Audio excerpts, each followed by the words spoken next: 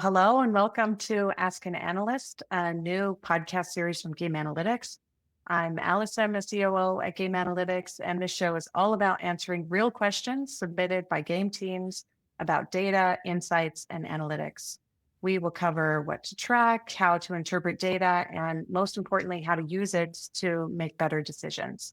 Now, this is our very first episode, and we're excited to kick things off by answering a question about mobile simulation games post-launch. To help us tackle that today, I'm joined by someone who spent years thinking deeply about analytics in free-to-play games, Russell Ovans. Hello. Hi. Welcome. How are you, Allison? Yeah, you are the author of GameAnalytics. You've worked across engineering, analytics leadership. You've advised studios all around the free-to-play genre of games.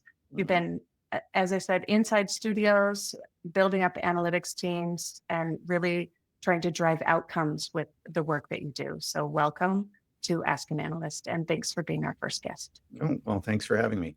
So tell us a bit about what you're working on right now. Just as I think a lot of people will already know you as they listen to this, but tell us about what you're doing right now. What kinds of analytics problems are you focused on these days? Well, that's a good question because 2 years ago, I retired from Eastside Games, where I'd been as the head of analytics, ran the growth team, did a few other things there. I stepped back from live operations, but been on the board of directors. We're a publicly traded company. And I took that time away to focus on writing the book because it was something that I'd always wanted to do. I've also been a professor in the past and have a strong interest in education. So I took that opportunity to write the book, GameAnalytics. Here it is, sitting right here. And then the past year, what I've been focused on was building the companion website, which is at ARPDAU.com, which implements many of the analytics tools that are described in detail in the book, so that if you don't want to read the book, but you still want to be able to do some basic predictive analytics of your game, you can just visit ARPDAU.com. Your background is great holistically in free to play, but then also with simulation games in particular. So we dive into the question that we have in front of us. First submitted question for Ask an Analyst. This is, which core events should be tracked in an analytics platform, and which key performance indicators should be monitored for mobile simulation games, particularly in the post-launch phase after release on the app stores? Mm-hmm. So there's a lot of angles to this question. So maybe we can break it down actually as we go through. This person is specifically asking about the post-launch phase. So not soft launch or pre-release, but once the game is live and the team is making ongoing decisions. What's your philosophy around post-launch versus pre-launch? How should teams be thinking differently once the game is live?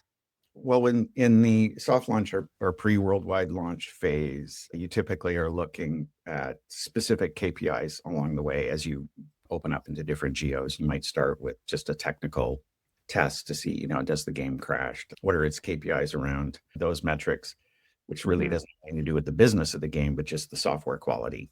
And then technical health. Yeah. Mm-hmm. Exactly. And then you might move into other geos and look at retention. Do your players keep coming back? And then you might move into further geos and look at your monetization. Are your players spending and all that? But once you're into, post worldwide, you are, in theory, looking at all of those pieces on a daily basis. But to break the question down, first thing was, what events should you be tracking? In my book, I describe a kind of a minimal set of data that you should be collecting from the phone or mobile device as your players are interacting with your game. Fundamentally, you need to know session begin, which is every time that your player foregrounds your app on their device.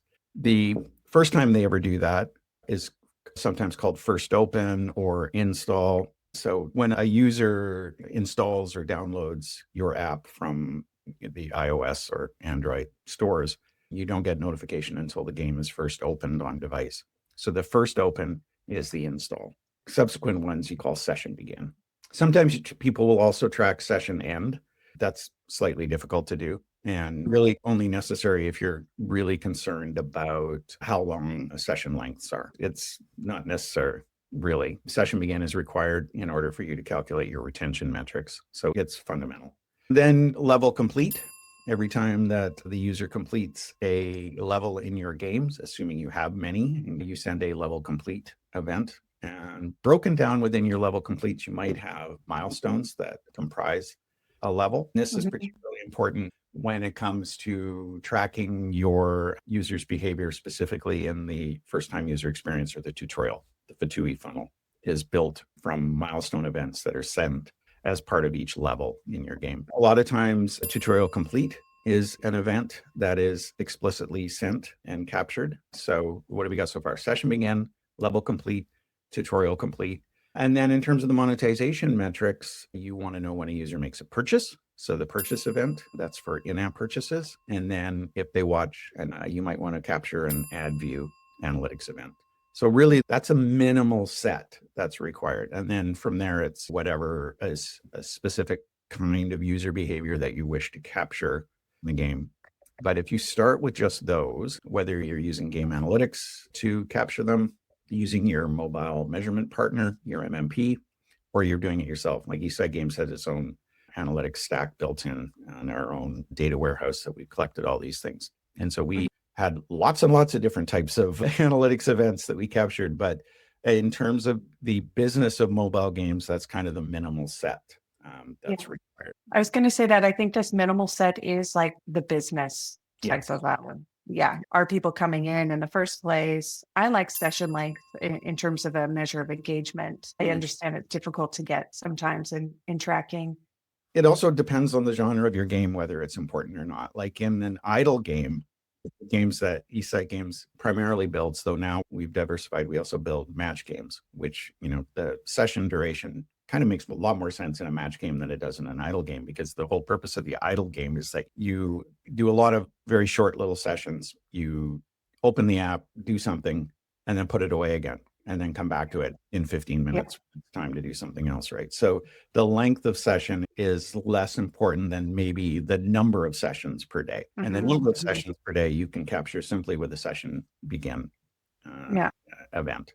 So kind of getting into the kind of behavior that you wish to capture in a game, like you said, for simulation games, that is going to be fundamentally different than a match game or other types of games. So just thinking in your experience with simulation specifically, what kinds of decisions beyond the business light posts that we have, what kind of decisions or behavior should studios be looking for to understand how is this game behaving and to help them make their decisions around development? Because what I've noticed in studios, they launch their game and suddenly, as you said, they're looking at retention, engagement, monetization all at the same time, and it becomes very confusing where to focus. So how can studios know what to do? I alluded to this, but the FTUE funnel, the first time user experience. So that's really important. Look at what happens when a new user first interacts with your app, your game. Where do they drop off, right? So if your day one retention is, say, 40%, what happened to that other 60%? And that's not to suggest that they won't come back later on, but if they're not playing on day one, what is it that they did on day zero? What was the last thing they did on day zero? And that might indicate to you that there's either a technical problem or just a gameplay problem, or the user gets to some place where they're confused or bored, or they don't know what to do next, or what is it at that moment that made the user think, yeah, this game's not for me. So hopefully you catch a lot of those gameplay things before you launch, by the way, but I understand that they would more and more become I have experience with that, where we were doing it was a hidden object game with an economy around it, and there was a player that was like super engaged actually and kept coming back over and over and over again, and was trying to do the same thing over and over again, and we realized, it's because this person cannot move on in the game because it was broken. So hopefully you catch some of those things before, but with LiveOps in particular, putting out new events, new side quests and things like that, it's kind of trying to constantly discover how those impact these gameplays. As well. I always recommend that you revisit your FTUE funnel and look at where players are dropping off after you release a new version of the game, right? So, and that's typically where bugs will creep in the early levels that you maybe didn't catch in your regression testing, your QA department, or maybe you don't have a QA department, right? So that's the other thing, that ideally you catch these things in soft launch. Until you go worldwide, you won't have, say, a particular device with a particular memory configuration playing your game. So you won't know. True. Yeah. It's like really pressure tested once Exactly. you get it out the door. Yeah. And there is kind of, this question was focused on post launch, but I guess this is also a reminder not to forget about your new users ever. Now you might start to kind of think about the base that you're building in post launch and kind of be focused on your existing users, but you're still needing to feed your game with new users and make sure that that experience holds up. I'm really glad you said that, because that was actually in my time at Eastside Games, where we had these idle games that were very, very popular and had very long-term players.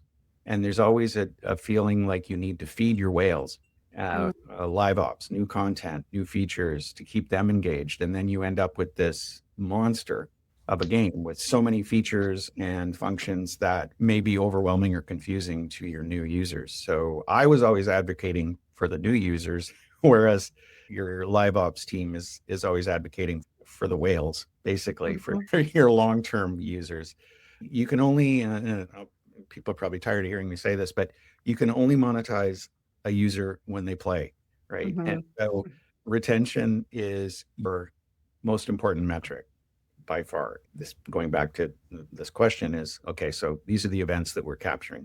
And with Session Begin, you can calculate what your day one retention is, like what percentage of your cohort comes back the next day to play, and your D7 retention, and then, exactly 7 days after they install. To me, once your game is live, the games team really should only be focused on 2 KPIs, and that's a D1, well, I guess there's 3, D1 and D7 retention. I tend to think of retention as one KPI. And ARPDAU is the other one. So average revenue per daily active user. Yeah.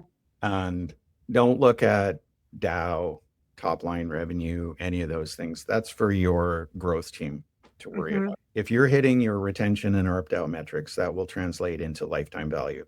And with a healthy lifetime value, your growth team can buy installs and grow the game. Like, they're the ones responsible for growing your game. So don't get focused on how's our game doing? Oh my gosh, we're bleeding down. We're not making enough revenue. Well, the way that you fix that is that you focus on your retention by looking at not only LiveOps to keep your whales engaged, but also the FTUE funnel to keep your new users engaged. Like, are we monetizing the players that we have on a daily basis? Those are the 2 things, the fundamental KPIs to keep looking at. Makes sense to me.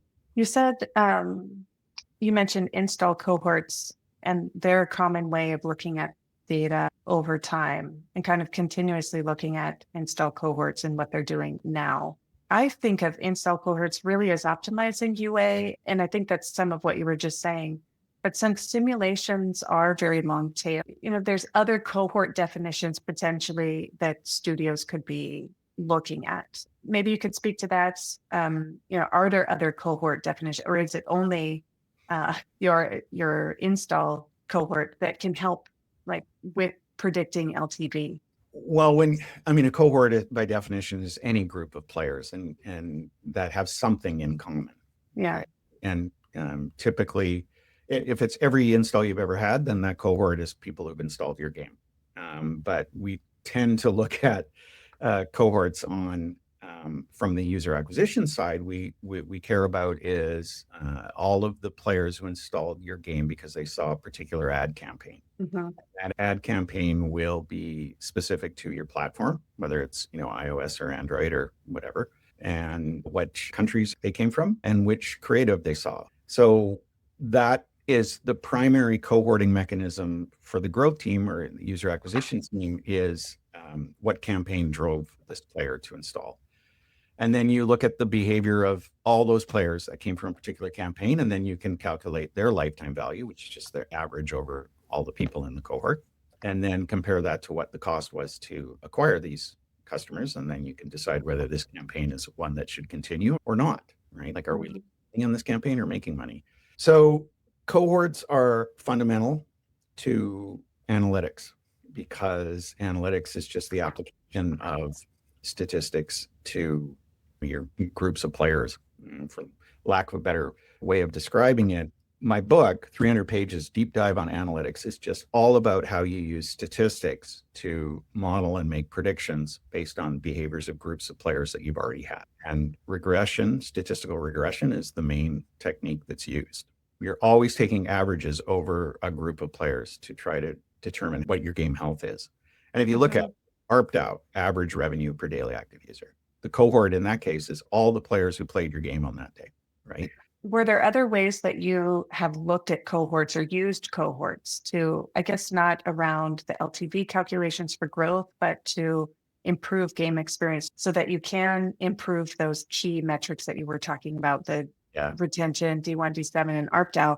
Like, you've got to then break those down. If they aren't working, you need to break them down to understand how to fix them, essentially. And I think you can do that through cohorting or segmentation. Maybe we should use a different word.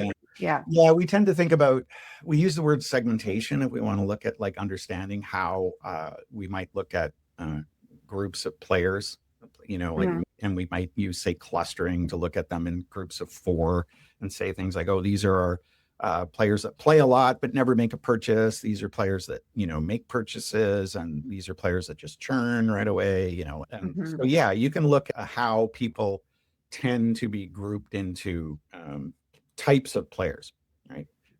We think of that as segments. We call that segments as opposed to like cohorts, because the cohort idea really has a temporal component to it. Like, what day did the players install, or what week, or whatever time frame you're looking at. But it tends to be more time-based as opposed to behavioral, right? But if you were to say segment your players, even so far as all the players who played on day 1 after they installed them, so install date is day 0, D1 is the next day. Huge difference right there. And then if you look at all of the players segment of all your players who play on day 7, that group is wonderful. They monetize outrageously. They'll stick around longer, because one of the things with games, and not just idle games like simulation games as you're calling them here, but any kind of free-to-play game, playing begets playing. And what I mean by that is, if a player plays on day N, N greater than, I don't know, some threshold beyond which the player is engaged and committed and addicted, whatever you want to call it, there's a very high probability they're going to play on day N plus 1, right? So you can only monetize a user if they're playing your game. All of it comes from retention, right? And so if you want to look at greatest prediction of, say, lifetime value for a cohort is playing your game, not what country they came from, what campaign they came from. It's, do they play your game on day 1, day 3, day 7? Yes. It's also a bigger lever, like increasing your retention versus your ARPDAU. Yes. Actually, it has a much larger impact as well. If you increase D7 retention by some, I think. Increasing retention, and because that'll be manifest in the shape of your retention curve, like the function that predicts whether a player will play on day N, any N. Increasing that curve, like keeping it away from 0, anything you can do to do that will have massive long-term gains, right? Increasing your ARPDAU will have great short-term gains, right? But in the long run, you're better off improving retention. Absolutely, right? But, there's trade-offs. You typically can't improve one without hurting the other, right? So if you think about it, like some people like, oh, this game sucks. All they want you to do is watch ads or make a purchase. So you need to balance. Pay to win is terrible. So you bounce. And then, now the game is a great experience, but there's no monetization in it. That might increase your retention, but it's going to, tank your ARPDAU. So pick your poison. I guess for simulation games in particular, like what kind of decisions are simulation teams making on a daily basis? Again, of like where to turn their attention to? They typically, once the game is healthy and post-launch, the focus becomes LiveOps and the cadence of when time-limited events are run, how they're structured, what day of the week they start, what content is available in each of them, how difficult an event is. Do you have a leaderboard? Is there competition? Are there guilds? All of those kinds of questions become what the team switches their focus to. Now you have a product that's ongoing that you want to keep, keeping people coming back by giving them a reason to keep coming back. And that really is new content or competition, the chance to acquire some reward, some very rare item in the game, or earn more currency that they can then use in the main game. So those kinds of decisions become paramount in a simulation game. I want to get into our next section now, which is more of a rapid fire Q&A. We've received, quite a few questions coming in. Some of them are a bit deeper, some of them are lighter. So we wanted to just throw these at you to get your quick rapid fire answers to them. Are you ready? Absolutely. Bring it on. Our first one. Our DAU is stable, but ARPDAU swings a lot day to day. How can we tell if that's real player behavior or just noise? Yeah, it's very common for ARPDAU to fluctuate, and there's a couple of reasons for that. But keep in mind the A stands for average. So just use statistics, calculate what the standard deviation, the variance is. So sample size is important. The smaller your sample size, like N, the more variance you're likely to see on a day-to-day basis. But you can calculate a confidence interval for your ARPDAU, and then if a daily value is outside of that, say 95% band, then it's behavior driven as opposed to just expected fluctuations in the average. Great. Our next question. We add new features or content, but we can't clearly see their impact in the data. Where should we look, or are we completely missing the mark? Okay, so here's a dirty secret. Most features fail. They don't really improve any of your underlying most important KPIs, at least in my experience. It's very difficult to improve, say, your ARPDAU or retention by adding a new feature to the game, or like content, yes. But anyway, the gold standard is, as always, if you want to know whether a new feature or content is improving a KPI, then run an A/B test on new installs. So segment, some see the new feature or content, others don't.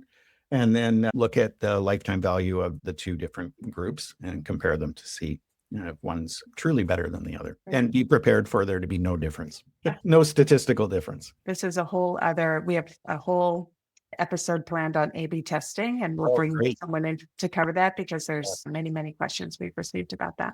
Yes. Next question. We see strong D1 retention, but poor D7. What should we focus on? Well, first, make sure that D7 actually is poor. Keep in mind that your D7 is likely to be half of what your D1 is, and your D30 is going to be half of what your D7 is. So, 40, 20, 10. So, but say your D7 is actually like a quarter of what your D1 is, then you definitely some kind of issue. I would look at, are you using push notifications to remind people to come back to your game? I know that's probably not the answer you want to hear.